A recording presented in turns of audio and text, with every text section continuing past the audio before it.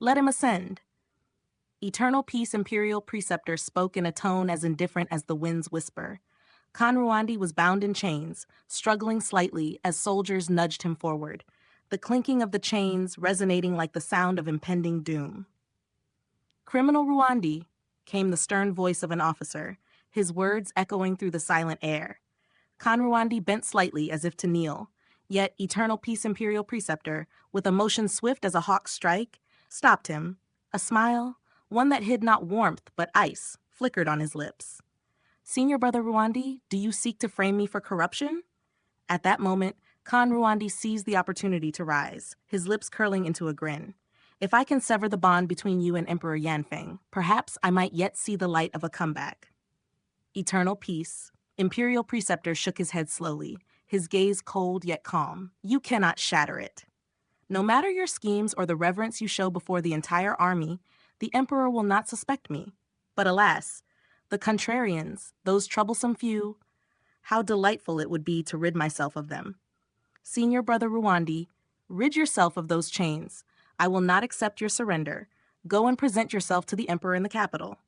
Khan Ruandi, with a flicker of a frown, began to twist his body.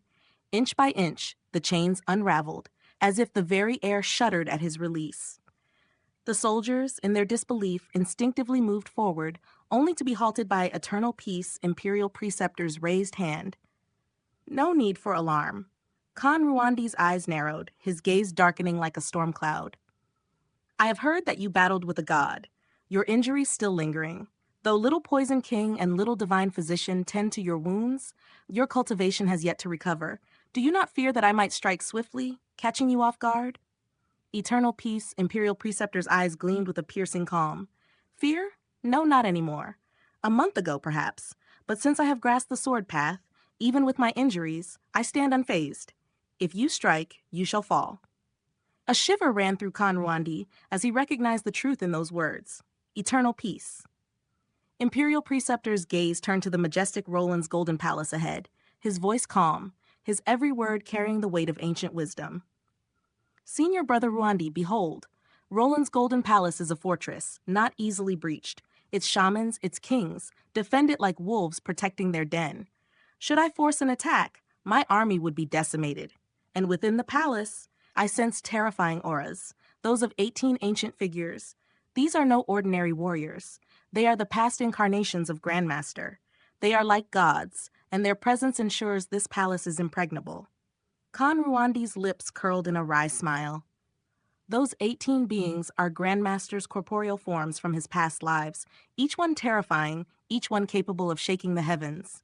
And beyond them, there are 12 cult masters, each at the Divine Bridge realm.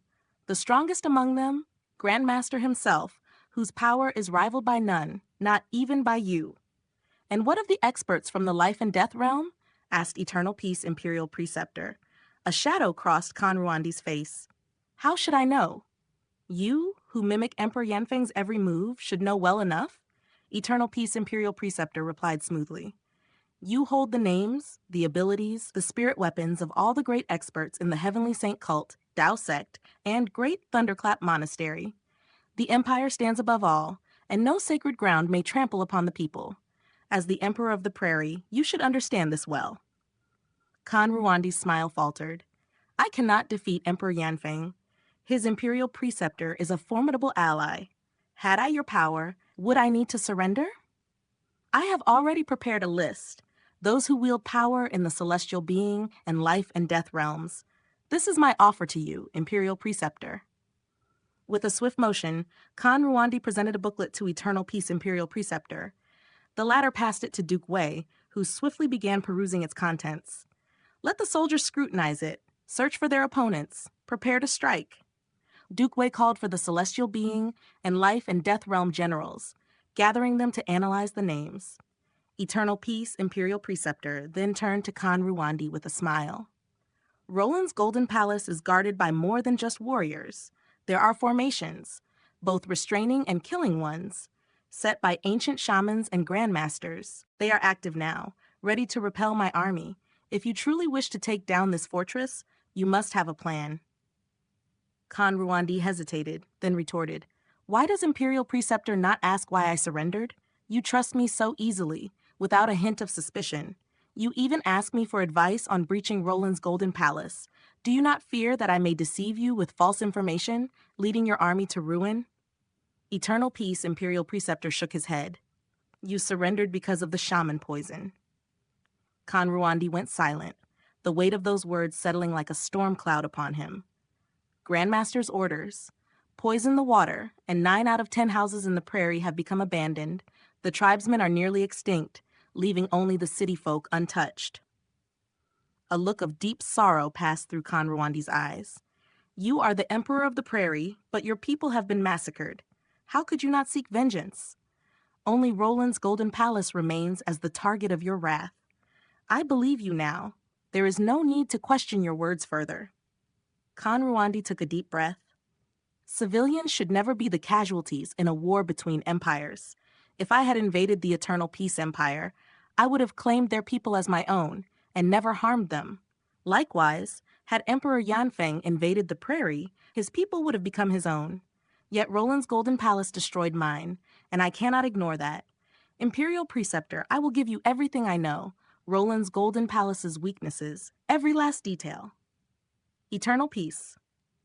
Imperial Preceptor's smile deepened, his eyes gleaming with anticipation. Do you know how long I have waited for this moment? Now, with you by my side, one less sacred ground will plague this world. Kanruandi, fully convinced, bowed deeply. As long as Imperial Preceptor stands, Ruandi will never betray.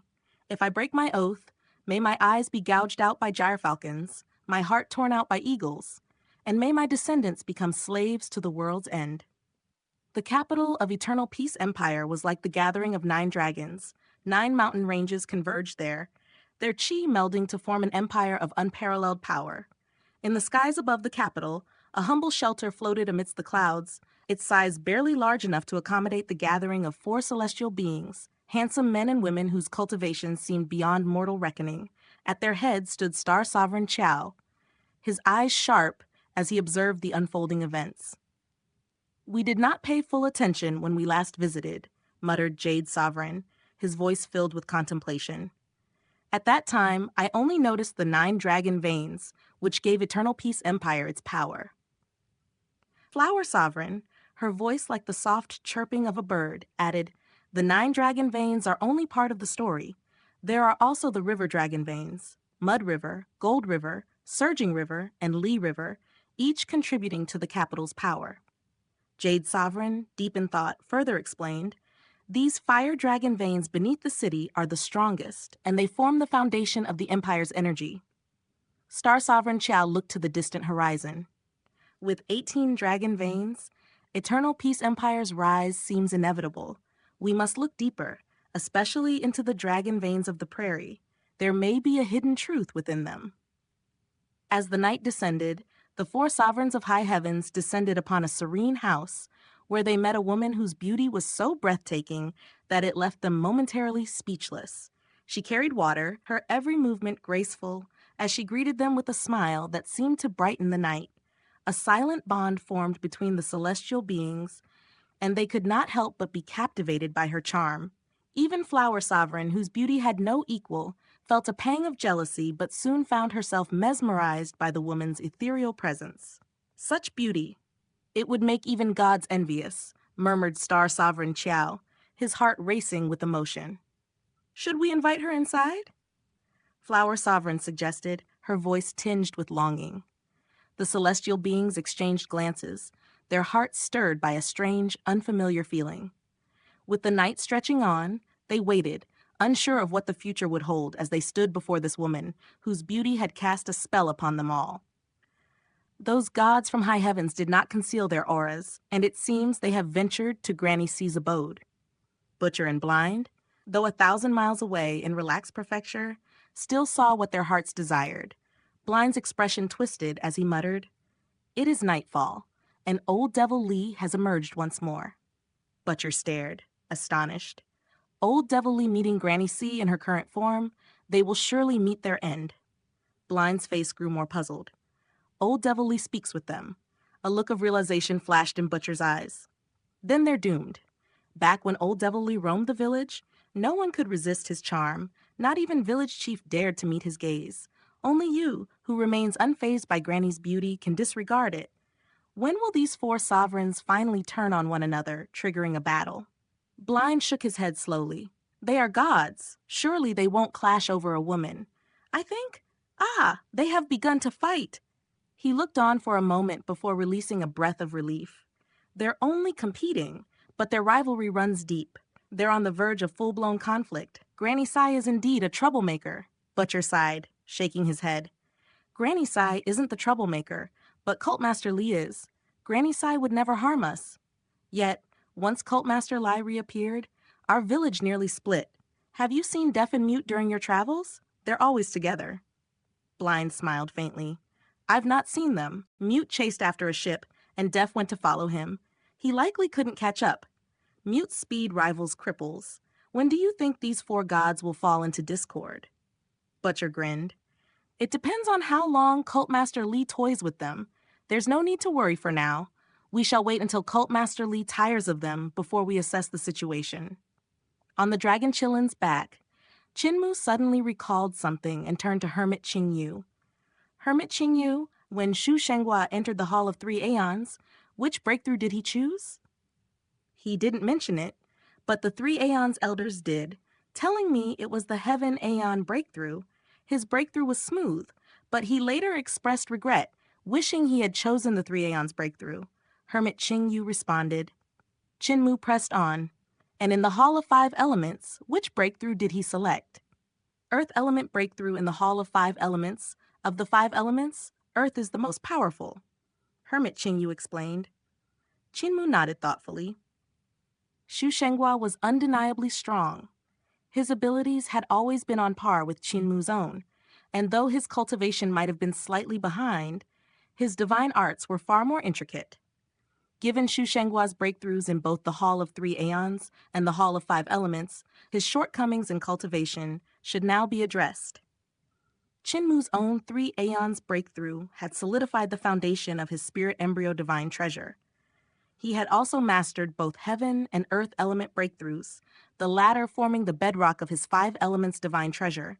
Yet it remained uncertain if Chinmu's magical power could truly surpass Shu Shenghua's. I had no idea he was a disciple of High Heavens before. I even asked him for tea once. I owe him a drink. Chinmu pondered briefly. Shu Shenghua, despite being an opponent, had a fine character. A rare and worthy adversary, Chinmu felt both eager and reluctant to meet him again. Village chief, what kind of place is High Heavens? He asked, curious. It's a place of hounds, where true gods keep dogs, village chief replied with a dismissive sneer. It's located in West Earth, a mysterious land. I've never been there myself, so I don't know its exact location.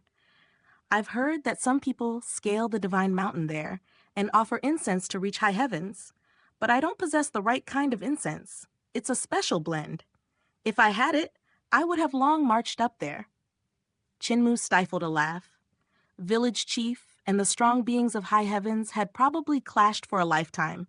No wonder village chief didn't hold that sacred ground in high regard. Has Palace Master heard of High Heavens? Chinmu inquired, turning to Xiong Shiyu. Xiong Shiyu's gaze flickered, and she replied softly, High Heavens does exist in my West Earth. People from True Heaven Palace have encountered those from High Heavens before, but that sacred ground is far more mysterious than Little Jade Capital. She paused for a moment, her voice turning hushed. The incense village chief spoke of is called Divine Incense. True Heaven Palace possesses 3 sticks of it. If Cult Master Qin assists me in reclaiming my position as Palace Master, I could offer them to you. Chinmu's eyes gleamed with interest, though he didn't immediately respond. His mind raced. I wonder if Roland's Golden Palace has any divine incense. Pangong So, the brat, has lived through countless lifetimes, and no doubt he has amassed an impressive treasure trove. He might even possess this incense. An Imperial Preceptor still owes me 100 treasures. But where is Grandpa Cripple? Little Jade Capital should have been looted by now, right? Xiang Shiyu sighed quietly. After arriving at the capital, Chinmu took his companions to Imperial College, where the scholars had mostly departed for the front lines. This is Eternal Peace Empire's sacred ground, Imperial College? Everyone wondered, looking around with curiosity. Imperial College, though young, had produced countless renowned generals, officials, and experts. It was not as majestic as Great Thunderclap Monastery's Mount Meru, nor as serene as Dao Sect's Kunlun Jade Void Mountain, nor as mysterious as the Heavenly Devil Cult's Saint Arrival Mountain. It couldn't even compare to the storied history of Little Jade Capital. Yet in terms of influence, Imperial College had already surpassed many sects, showing its brilliance in various fields. Chin-Mu arrived at his residence within the Divine Arts residence, only to find it neatly tidied. Could Linger have come to Imperial College? He mused. Suddenly, a voice called out, "The one who herds cows, you've finally returned. Did you know Chancellor Bashan brought me and Saintess C to follow my second brother north to fight Wolfstore Country?" Chin-Mu turned around to see Ling Yushu rushing in. Upon noticing the group behind him, she quieted. Holding her breath as she tiptoed inside, walking with the grace of a lady, she stood next to Chin-Mu like a bird beside its perch.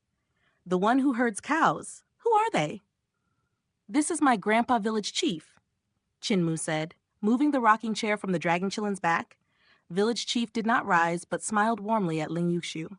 "These are the old immortals from Little Jade Capital, Immortal Qing Yu, Immortal Yu Yun, and Immortal Yu He." After introducing the three elders, he continued, "The three by their side are senior brothers from Little Jade Capital, Wang Moran, Long Yu, and Mu Qingdai. This pair of mother and daughter are from True Heaven Palace, West Earth, Palace Master Shang Shiyu, and Little Princess Shang Chi'er." Ling Yushu greeted each of them with respect, and they reciprocated kindly. "My place is a bit small to host everyone. Do you have any spare rooms, sister?" Chin-Mu asked. Ling Yushu smiled. "The girls can stay with me. I live right next door." Chin-Mu thanked her, then asked, "Sister, did you tidy up my room while I was away?" Ling Yushu shook her head. "Not me. It was your little fox who did it." "Linger is really here?" Chin-Mu was both surprised and delighted. "She ran off to attend lessons not long ago and hasn't returned. That little girl knows how to curry favor. Everyone at the directorates is fond of her," Ling Yushu said with a smile. Chin-Mu was stunned. "Little girl?" Ling Yushu nodded, her eyes twinkling mischievously. Chin-Mu didn't dwell on it for long, and soon the arrangements were made. Ling Yushu whispered, "Some Taoists came to Imperial College looking for you a few days ago. Gu Linuan's been a wreck, trying to handle them. He hasn't been the same since." Chin-Mu smiled. "The algebra experts from Dao Sect?" She nodded. "Yes, my father sent down a decree, promoting you to supervisor of divine weapons. You'll be in charge of forging divine cannons. Also, Heavenly King Yu and Heavenly King Shi of the sacred cult went mad looking for you after not finding you in Ghost Valley." Chin-Mu sighed, rubbing his temples. Since returning to the capital, he had been swamped with so many affairs, leaving him no time to rest. "Oh, and Shu Shenghua came by with 2 girls a few days ago, waiting for you to treat them to a drink." Chin-Mu blinked. "Shu Shenghua? He's quite a character." Ling Yushu gave a gentle smile. "Imperial Preceptor's wife has had a baby, a boy. She's invited you to be the godfather." Chin-Mu chuckled. "Godfather? Me? I'm still just a child." Village chief looked at him and, with a knowing cough, said, "Muer, you're no child. You're already 15. Chin-Mu's face turned red. "Village chief, you're getting ahead of yourself." Ling Yushu smirked. 15 isn't that young. My mother and the Empress Dowager always push me to pick a consort. My father's easy on the matter. Just talk to him and he'll agree." Chin-Mu shook his head. "Marriage isn't something to be taken lightly. It's not so casual." Ling Yushu raised an eyebrow, her playful gaze locking onto him. "What's the rush? You're practically of age." Chin-Mu ignored her teasing and headed toward Hall of Supreme Learning. Gu Linuan's face lit up upon seeing him. "Cult Master, come quickly. I've had enough of these Taoists. I'm almost at my wit's end." Chin-Mu chuckled. "No need to worry. Dao Sect won't make a move against you. I've got everything under control." Gu Linuan's face remained pale, still uneasy. "I'm still nervous around them." Chin-Mu went to meet Dao Master Lin Xuan to exchange pleasantries. "Once I finish my work, I'll need your help." Dao Master Lin Xuan smiled. "We're at your service, Cult Master." As Chin-Mu passed Hall of Array Element, he spotted a small girl emerging, hopping energetically with books neatly arranged behind her, carried by a gust of wind. The girl was small, but 3 long, fluffy white tails swayed behind her. "Is that Linger?" Chin-Mu paused. But she couldn't have learned so much already.